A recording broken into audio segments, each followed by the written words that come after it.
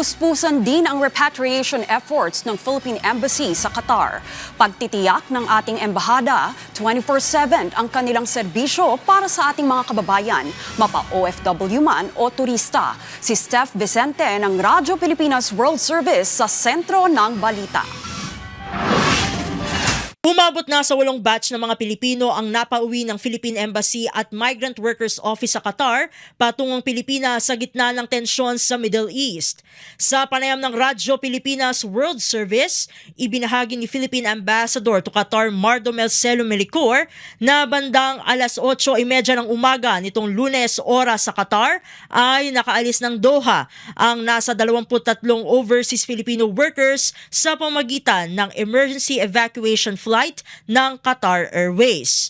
Sa naunang 7 batches, mayroon ng 270 Pilipino na nakasama sa repatriation effort sa Qatar kabilang na iyong mga tumawid patungong Saudi Arabia at nakauwi ng Pilipinas sa government chartered flights. Ang nangyayari ngayon because parang nagkakaroon na ng mga emergency evacuation flights ang Qatar Airways. Every time na may flight to Manila, may sumasama doon na mga repatriates from Qatar. Yun po ay sagot ng DMW. Yun namang mga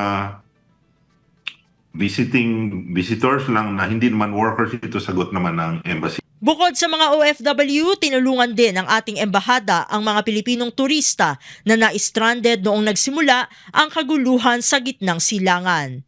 Samantala, inihayag din ni Ambassador Melicor na limitado ang mga upuan sa emergency evacuation flights na isinasagawa ng Qatar Airways kaya naman hindi ganoon kalalaki ang batches ng mga napapauwing Pilipino.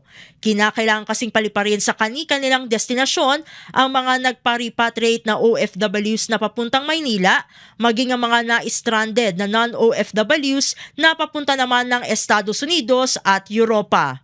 Ang ginagawa ng Qatar Airways, parang we are given mga 20 or 40, depende on each flight. So kahit papano, nakakauwi po ang Filipinos who are sponsored by the DMW through this evacuation, they call it emergency evacuation flights.